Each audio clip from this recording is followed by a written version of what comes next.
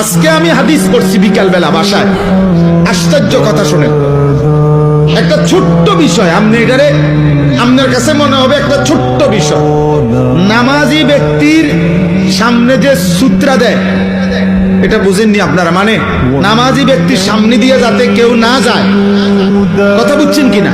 এই সামনে একটা ছোট কাঠি কিছু একটা দেয় না মানুষ, এই সূত্রা, এই যে সূত্রা কয় আরবিতে, মানে নামাজি ব্যক্তির সামনে কমপক্ষে সেজদার জায়গাটুকু পার করে একটা কিছু থাকা, যাতে করে এই নামাজির এই সামনে কোন মুসলমান যাতে কি না যায়।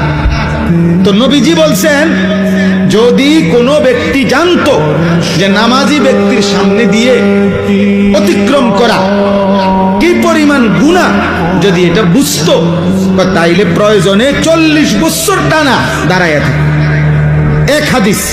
আরেক হাদিসে আবু হুরায়রার হাদিস হলো যে নবীজি বলছেন, তাহলে সে প্রয়োজনে 100 বছর হইল দাঁড়াইয়া থাকতো, তবু অতিক্রম করত না। এটা হলো একটা কথা। হাদিসের দ্বিতীয় অংশ আরো মারাত্মক।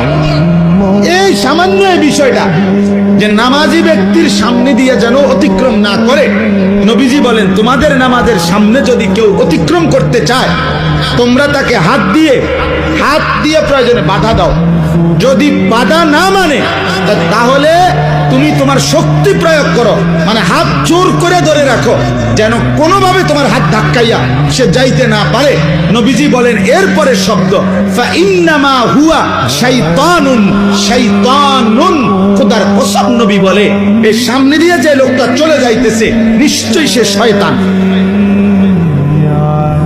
কারে বলছে? এ মানুষ এটারে বলছে এটা শয়তান।